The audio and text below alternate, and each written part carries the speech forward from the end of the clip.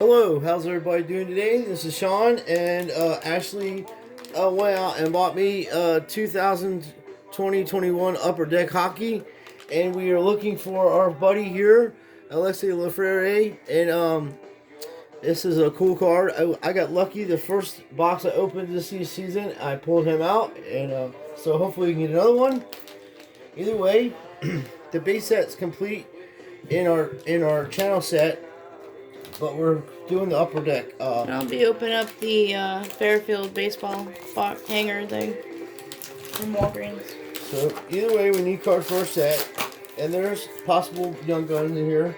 Oh, William Nylander right off the bat. That's always nice. I collect William Nylander. This is what they look like if you haven't seen them. Like I said, we have the base set complete, and we're working on getting the young guns, but I got the main young guns already, so that's good. So that was my first pull. I was very lucky.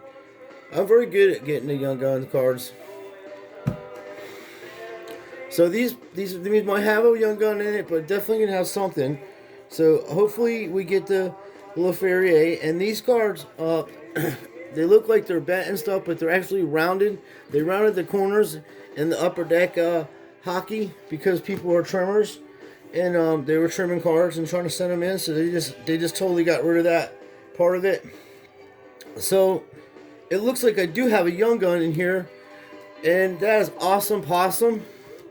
So it is. Really? Yeah, it's awesome possum. You just said awesome possum. Yeah, I'm old.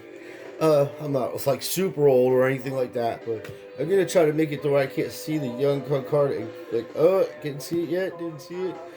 Oh. My goodness, it is a young gun card though.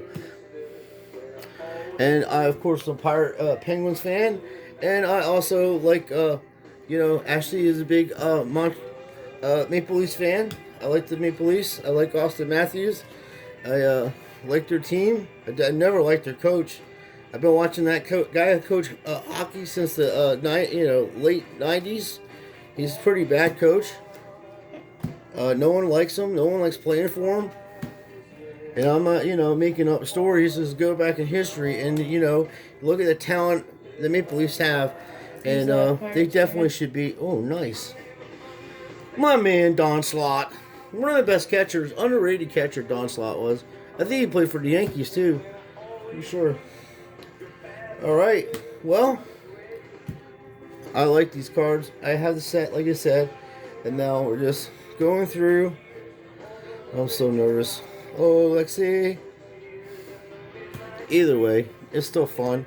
So the packs do have them, and like I was telling people, they were asking me about buying packs off the internet. I don't trust that because people steal them. They can open them up, they weigh them, they do all kinds of stuff. So the best thing is to actually, if you find someone that's trustworthy, buy off of them off of YouTube or. Here goes the Young Guns. Oh, Mikhail Berdin. Nice. He's a good goalie. I got a football card. I think I need him 242. We are gonna find out real quickly about that one. I got a football and the baseball. Nice. Mike Allstott. Oh, because is it a baseball player that said something about him? No, it's football. Mike, is that an Allstott rookie? What year is that? 96? No, it's not a rookie. It's fifth year. Okay, well, we're going to go over here, and we're going to get this set out. So these are the commons. What, I got a Mikhail Berdin rookie card. do you need it for your set? Yeah, I'm pretty sure we do. Pretty sure we do. These are regular ones I collect. Well, and my one touch, I was ready for him, but we did get a young gun, so I'm very happy. And Ashley gave me a Don Slott card, so that's cool. So when I put my sets together, I'll make it like that, Put the thing on there, my favorite players and stuff, things of that nature. And then I'll have packs in there in case I was going to put some inside too. Rookie for the Pirates. Nice. So we're back here. These are our young guns. Thank you, honey. Oh man, my man Morgan. So this is card 2. I'm gonna put this in a penny sleeve. I should do that immediately. And this was Sorry.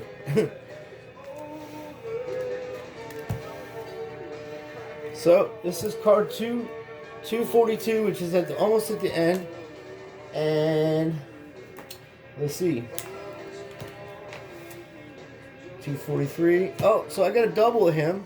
I have a double of this fella. That's nice. So do you put the set together, didn't you, babe?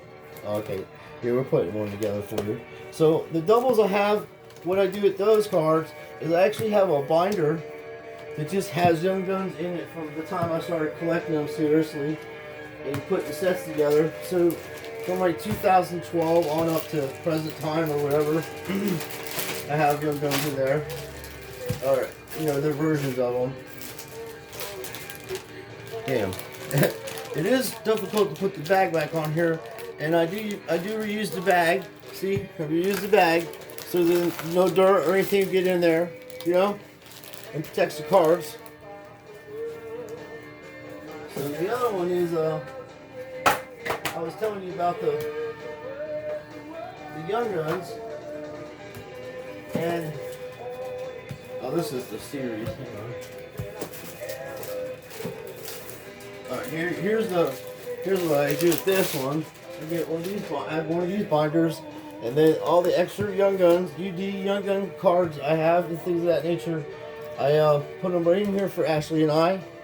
See, almost every year they start doing them. So I'm all the way back to here. I have tons of them, as I said, and these cards stay immaculate in here.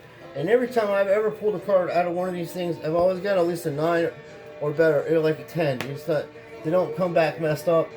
And we have a lot, and I mean a lot, of Young Gun cards and rookie cards.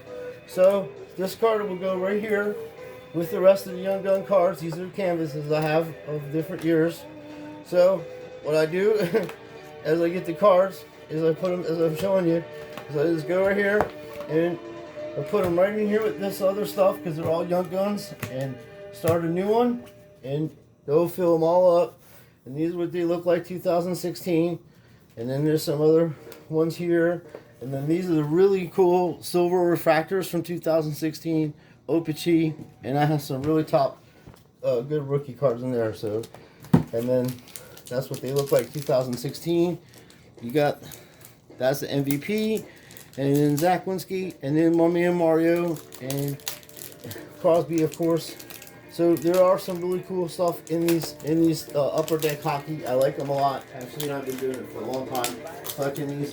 And one day I will show you all of them, and show you what set they go with, and show the 2016 set. We have a full set of that, and that's pretty cool. It's got a lot of top rookies in that series. The 2016 17 upper deck hockey, which has the Austin Matthews in it. And I had about 15 to 20 PS A10s, and I was getting them dirt cheap, and I was just turning around and flipping them and getting other cards. And I was selling them for about 300, 400 a piece. And if I would have held on and took my own advice on this one particular card, they're selling for $1,600 a pop. So that's one of the things you want to do, is hold on to some things and learn lessons like that. But I didn't lose money, but I could have made more money by holding on to it. So that's a lesson you learn in this game. And don't feel bad if you make mistakes when you're doing business, because it happens. And the mistake that you'll make the most of is just if you don't learn from the mistake and you keep repeating it, then that's that's when you have a problem with you have to address. But I like these cards. We got a really cool Young Guns card. Very happy about that. Let us know what you think about this product. And what did you get, Ashley? I didn't see you. Dodgers players. Yeah, I got some Dodgers players. Cool. Like, she's got really nice Dodgers setup. Yeah, it's really cool. It looks sweet. Oh, Justin Turner's. And Justin Turner's. Yeah, Walker Justin Turner is a tough one to get in card sets. Justin May cards. Cody Bellinger. That's a bad refractor. Max Muncy. It's a badass refractor too. Corey Seagers. That's pretty cool. Well, we appreciate you guys watching, and hopefully you learned some lessons. Like I said, when hockey's one of these things with Young Guns, is that you'll buy these cards. You know, they'll start off around 150, 200 a piece, and now it's going to be very, very difficult to do this. But before, people would get them, and they'd come out, and they would get them graded right away by PSA, and they'd come back 10s and stuff like that. Then I would send my cards in that I was winning, because I was winning a lot of these cards, and I would send them in and get PSA 10s, 9s, and 10s, and I had literally had about 25 of them. But this is my first one I pull. So whenever I get my first card of the 201, I put it in a one touch, as if I did this one too, and then, you know, Mitch Marner, have his rookie card. I have, the Young Guns Mitch Marner, have the Matthew Brazil Young Guns card. I have a bunch of them. Connor McDavid 201. Now, that thing went up in price, and I did sell one for $800, and that was like about last year. And to help a guy finish his set or whatever the case might have been, he probably was lying to me, but whatever. That card's $2,000, you know. So, and I have videos of it. I have it at the bank in my safe and stuff, because it's graded and stuff. So I have videos of previous videos of that card, and along with some other stuff too that I have that's in the safe, and you guys can check out my collections and stuff. So I do like the Fairfield stuff. I do like going around opening and stuff. I do go out and buy these these binders at Walmart for $5. Okay, and then you get these right here. You get these and you put them in there, and they will hold your cards, and they'll keep them nice, you know. So that's how I do that. And then as Ashley was showing you, she had, and with the hockey, I wouldn't do the 201s. I use the hardback ones because I already know what the back looks like, and I just want them to stay in there and be protected. So that's why I use that one. But either way, those binders will help keep your cards safe too. And when you're doing Fairfield and stuff like that, and you just accumulate a bunch of cards that are good cards, like some rookies and stuff, until you figure out what you want to do with them, you just could put them, like this Ryan's going to go in a top loader, because I just got a thing of Nolan Ryans, but you just put them in a binder into, well, that's a good one too. Well, anyway, you'll go through this, and the cards that aren't really super high end or anything like that, you just put them in a binder, and then you can look through them to find out what you want to do with them later. So it does two things. One, it gets it off your work area and it organizes it. And two, you can actually go through the cards and see exactly which ones you have, instead of having a box with them in one touches or top loaders, if they don't need to be in top loaders to begin with. But if you're just trying to sell stuff or even just put a collection together, it's just easier to organize it that way. And they do stay safe. But I have always, throughout the years, always have gotten one touches. They're different sizes. Like for instance, this fabric is probably like a 180, 160. That is an Austin Matthews rookie puck autograph trilogy. And I'm a huge Austin Matthews fan. Even before he got into the Maple Leafs and stuff, I just I like that fact that we got a little shot now. We have some Americans that can play hockey and compete in, maybe compete against Canada and give them a little contest. But Canada is tough. I always like the gold medal games and stuff. So that's cool. And I got this second year Austin Matthews from Fanatics, and they're legit as it gets. And you could get really good deals on stuff like this. I bought 4 of them for $125 or something like that a few years ago. Now, and I sold a couple, Ashley has one, I have one, and I had 4 of them. So I have 3 left. So this one, and then the 2 Ashley has. So that's pretty cool. So I got 2 autographs, and I have a fabric card of Austin Matthews too, out of the UD series. Pretty cool. And then, these are some of the stuff that I have in hockey. So when I do my displays, I try to do little things of everything I collect. Because I'm a big fan of Star Wars, and I'm a big fan of Superman and comics. And I have the Luke Skywalker rookie card, I guess it's called, and then the Park House 2016s. I like them. I was telling you about the autographs that we were looking for, and I did another video last night of us opening up Park House. I'll show you that video. But that's what the autographs were looking like back in the day. And then this lady I met on the internet was a friend, and she was Patrick Lil Wayne fan, and I sold her I pulled a Patrick Lane auto out of that thing. I was like, wow. So there is some fire in them things, and they're cool looking.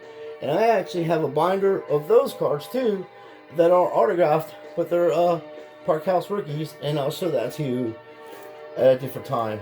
But you want to get stuff cheap, and now that the Pirates, the what happened was is that the hobby was open for everybody to enjoy it.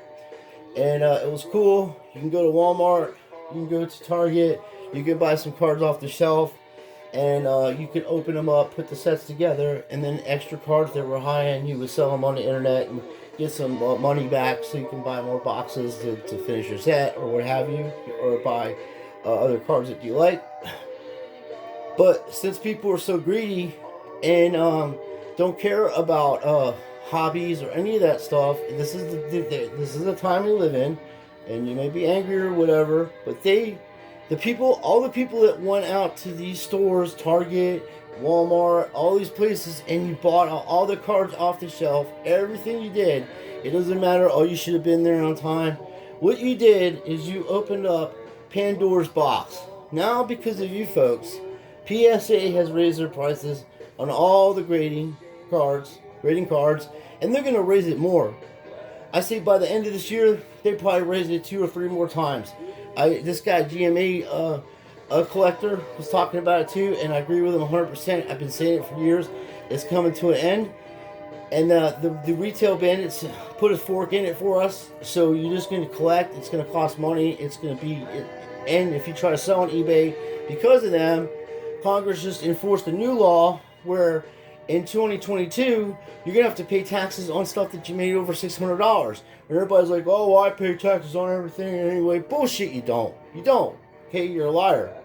When you're selling cards and trading baseball cards and stuff like that, it's hard to pay taxes on stuff, because what if you have a card that's valued at $1,000 and you trade somebody else some other cards of equal value, and then they give you money on that? So you're not paying taxes on that.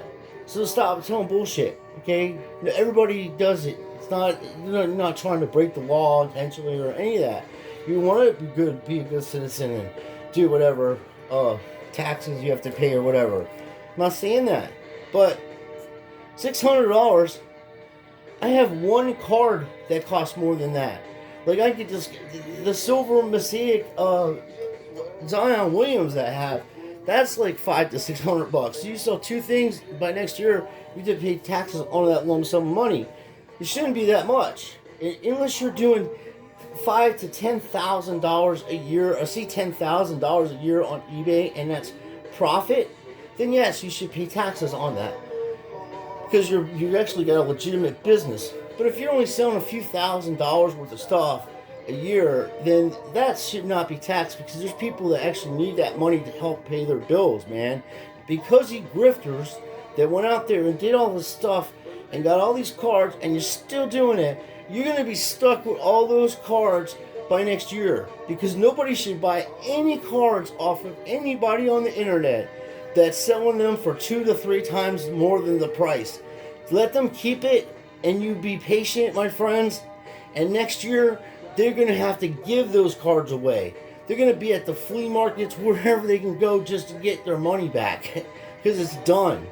And if you think you're going to break and get away with that, what are you going to use? You got to use PayPal or some kind of thing, and they're going to find out, because it's got to go through a bank account, and it's all electronic. Anything that you do on the internet next year, any sales of any kind, will be notified. You get your 1099, and you will be paying taxes on it, because you greedy bastards went out and raided all the stores and paid off the guys and ladies that bring the cards, the distributors. The card shops were in on it too.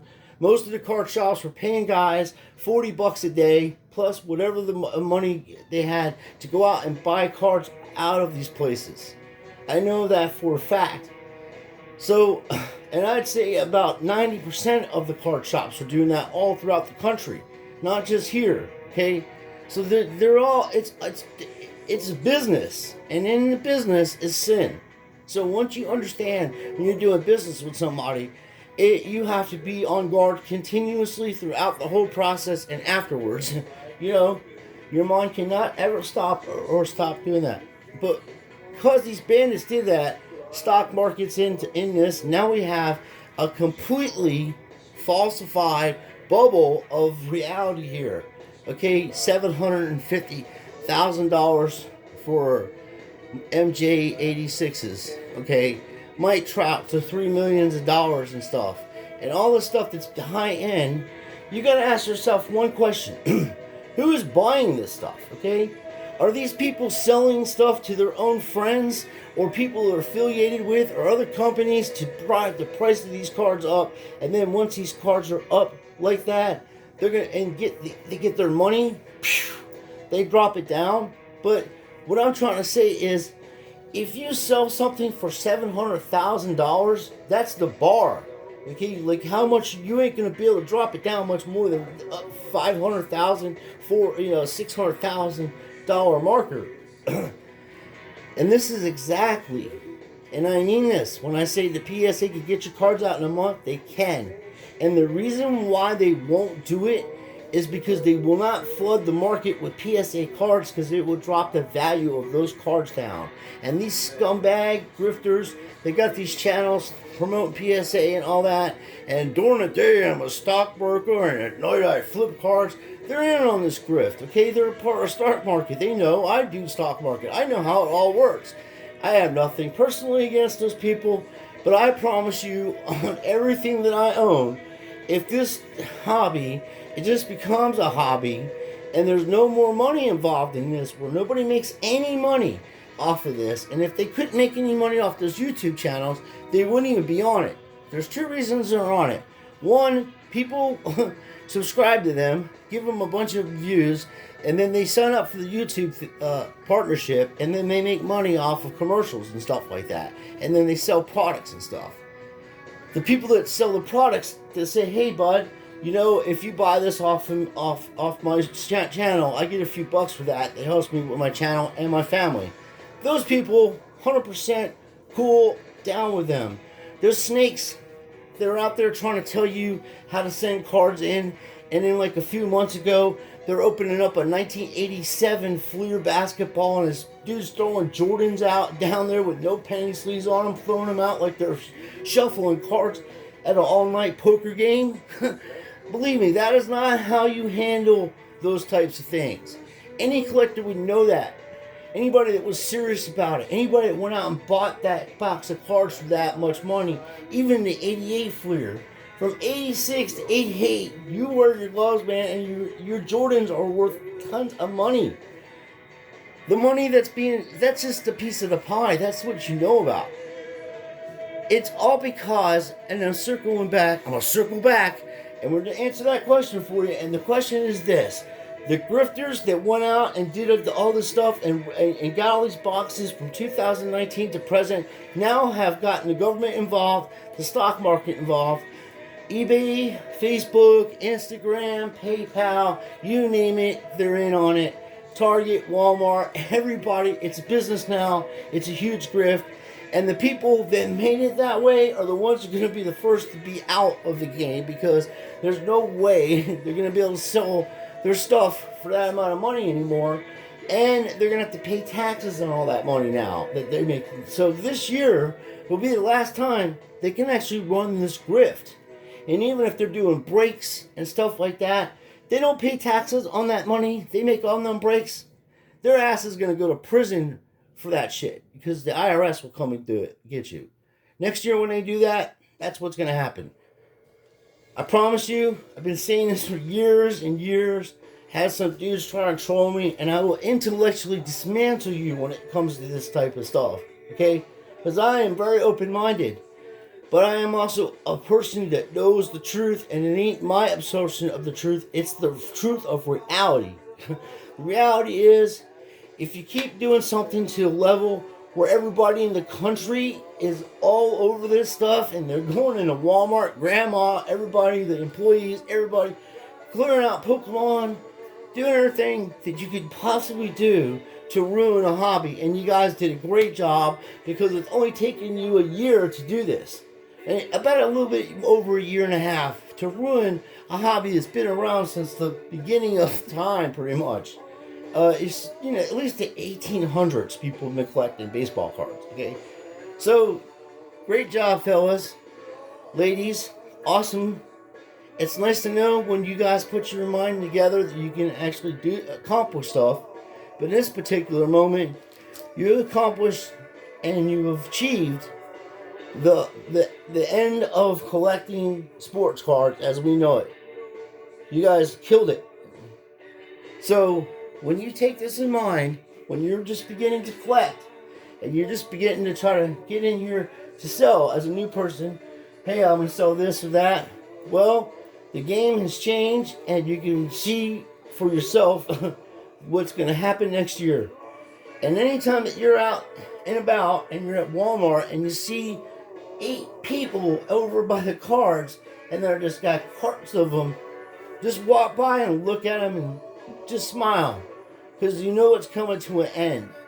And all the stuff that they're buying right now, God willing, they're stuck with that stuff. And then next year I will go to their flea market table and put $5 down and buy boxes of those things. Okay, and they'll be happy to get the money because they ain't gonna be able to do nothing.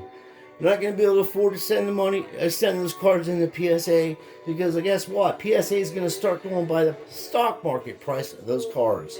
They're not going to let you use their label. PSA ain't going to let you use their label to make $100,000 off a fucking $10 grading system or $20 grading system or $100 grading system.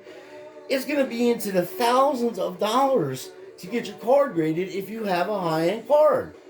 Mark my words and see. And you can thank, once again, the retail pirates. It was not, everybody was laughing, it was a big joke, and when I called them out on it, well, you gotta get there sooner. Well, I don't have to get there any sooner no more, buddy, because I'm the one that's gonna be walking casually over to your table with your tears flowing from your pathetic face when I purchase your stuff for lower than dirt cheap prices.